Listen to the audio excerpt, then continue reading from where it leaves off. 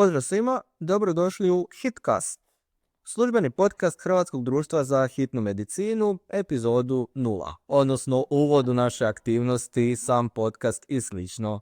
S nama je profesorica Nesek Adam, predsjednica našeg društva, koja će nam u kratkim crtama reći zašto smo tu, što namjeravamo postići i kako će naša buduća druženja izgledati. Dobrodošli, profesorice. Hvala puno. Ajmo za početak. Imamo podcast. Zašto imamo podcast? Imamo podcast, pa rekla bi ovako, društvo već posljednjih godina stvarno bih rekla intenzivno radi na svim poljima edukacije. Nastojimo stvarno osluškivati ono što naši mladi doktori žele i nekako smo smatrali da bi ovaj podcast mogao biti jednostavno logičan slijed naših nastojanja da edukaciju u hitnoj dignemo na jednu višu razinu. Izvjesno. Kad smo već kod edukacije i aktivnosti, što su mi do sad napravili ove godine, a napravili smo puno, ali želim čuti od vas. Da, uvijek je nezgodno govoriti o sebi i govoriti o tome što smo mi napravili, ali ja bih rekla da društvo je stvarno jako aktivno i ne samo ove godine, nego čitavih niza ovih godina i puno se ulagalo u edukaciju i nekako bih odmah na početku rekla da kada sam preuzela to društvo, ovo je znači moj drugi mandat, glavna i osnovna želja mi je bila zapravo edukacija. Tako da sva neka nastojanja što u društvu radimo vezana su i usmjerena prema edukaciji mladih kolega. I sigurna sam da smo puno toga u tim proteklom razdoblju napravili. Prvenstveno bih opet istakla školu hitne medicine koja je bila i početak edukacije, koja je, pa rekla bih, skoro 1000 ljudi okupila u tom edukacijskom procesu. Na njemu su sudjelovale više od 100 stručnjaka iz različitih područja. I mislim da je to bio jedan format koji u to vrijeme bio jako zgodan, jako prihvatljiv. Učilo se od početka kako je hitna krenula od samog početka. Međutim, ono što svakako svjedočimo da se edukacijske platforme mijenjaju, da se način na koji se širi edukacija mijenja i to je od razlog što smo zapravo krenuli na neke druge oblike. Sasvim sigurno bih spomenula od velikih stvari koje radi društvo, to su organizacije naših kongresa koji su svake godine, odnosno svake druge godine, kako ih organiziramo, sve razvijenija, sa većim brojem učesnika, sa većim brojem pozvanih predavača koji dolaze iz svih dijelova zapravo i ne samo naše zemlje, nego iz inostranstva. Rekla bih da je veliki iskorak, meni osobno možda i najdraži, je publikacija, odnosno pokretanje našeg časopisa. Možda prije nego što kažem bilo što o našem časopisu, rekla bih da je moj veliki zadatak bio i publikacija smjernica koje su na kraju i izašle prošle godine, to je 2024. Dakle, izašlo je ukupno sve skupa 12 smjernica vezanih zapravo uz hitnu medicinu, dakle prilagođene uvjetima rada u hitnoj.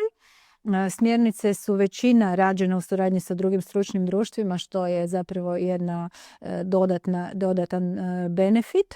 Ali je ovo što sam sama na početku rekla, zapravo pokretanje časopisa je meni osobno najdraži projekt. Mislim da je društvo sazrelo, da je društvo na toj razini da smo to mogli napraviti i da zahvaljujući zapravo ljudima koji danas sudjeluju u radu Hrvatskog društva za hitnu medicinu i ljudima koji zapravo sudjeluju u radu Hrvatske hitne je pokrenut časopis kao jedna platforma gdje ćemo moći izmjenjivati svoja znanja i iskustva. On je već, evo, možemo se malo i pohvaliti, prihvaćen i u našu nacionalnu bazu podataka, u Hrčak, u znanstvenu bazu i to je veliki iskorak jer će na taj način se postati vidljiv i mislim da su to veliki koraci za društvo. Apsolutno, jako veliki koraci, a sad imamo i, kao što smo već rekli, podcast. Sad, mi imamo jako puno tog planirano, što bi se rekao, ispod haube, planovi su veliki, ambicije su, usudio bi se reći, još veće. Ne znam koliko zapravo smijemo podijeliti. Što nas čeka u idućih nekoliko mjeseci što se tiče podcasta? Ko će gostovati, o čemu ćemo pričati i što naši gledatelji i slušatelji mogu očekivati od nas? Pa ja bih voljela da to sve bude jedno veliko iznenađenje, ali zapravo ni ne mogu reći da će biti jedno veliko iznenađenje, jer podcast će biti isto jedno živo tijelo koje ćemo raditi na način na koji zapravo vidimo da nam nešto treba, da nađemo nekog zgodnog gosta, ali svakako, naravno, u samom početku imamo određeni koncept. Rekla bih da koncept podcasta će biti takav da zapravo obrađujemo teme koje su dio svakodnevnog našeg rada, koje su možda još kontraverzne u nekom segmentu, koje još uvijek izazivaju određene nedoumice. I rekla bih da će naši gosti biti sigurno stručnjaci u određenim područjima. Međutim, ono što bi svakako voljela naglasiti da podcast nije mjesto gdje će se izmjenjivati samo ljudi iz područja hitne medicine. Podcast će biti sigurno mjesto gdje će se izmjenjivati svi koji žele sudjelovati u radu hitne službe, svi koji žele unaprijediti rad Hrvatske hitne i u konačnici našeg društva. Prema tome, otvoreni smo za svaku suradnju, otvoreni smo za svake ideje i mislim da tko god nešto ima ispod haube, dobro je došao. Apsolutno. Hvala puno na odgovoru. Što se tiče samog podcasta, jesmo li video, jesmo li audio, jesmo li oboje? Pa ja se nadam da smo oboje i da će to zapravo donijeti do situacije da će ljudima to biti zanimljivo, jer će imati zapravo sugovornika kojeg će vidjeti. Ja bih željela da svakako ovi naši podcasti budu jedan neformalni oblik druženja u kojem ćemo razgovarati o vrlo, vrlo ozbiljnim temama, ali zapravo na jedan neformalan način, na način na koji naši gosti dijele svoje kliničko iskustvo, ne samo temeljeno na ono što piše u literaturi, što je naravno najvažnije i najbitnije, ali svakako i na njihovom vlastitom kliničkom iskustvu, jer je to nešto što možda svim mladim liječnicima nedostaje. Znanost je napisana, znanost se uvijek može naći, ali kliničko iskustvo je nešto što se stiče iskustvom i godinama i mislim da će nam tu gosti biti od velike koristi i da će biti zapravo jako interesantni za naše gledatelje i slušatelje. Itekako.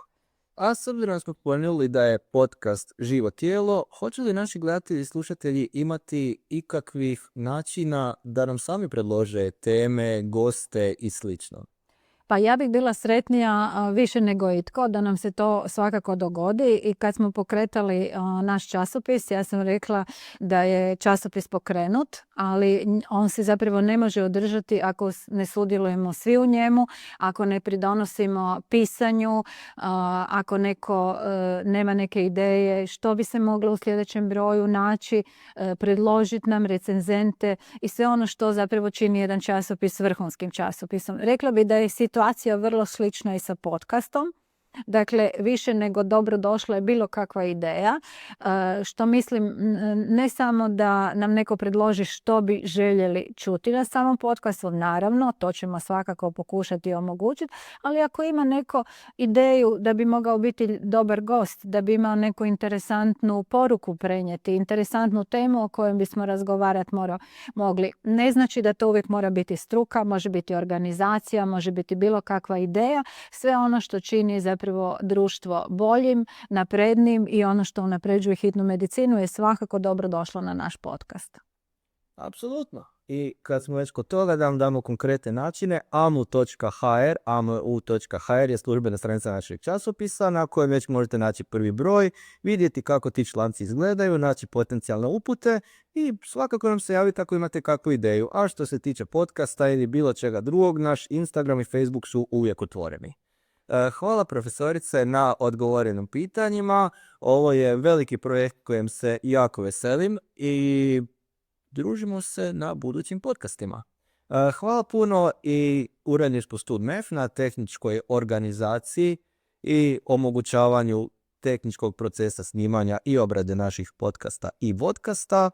Vidimo se, slušamo se, pratite nas i dalje. Evo, ja ću se iskoristiti još ovih 2-3 sekunde da se zahvalim EFU sigurno na ovoj velikoj podršci. Bez njih to sigurno ne bismo mogli raditi.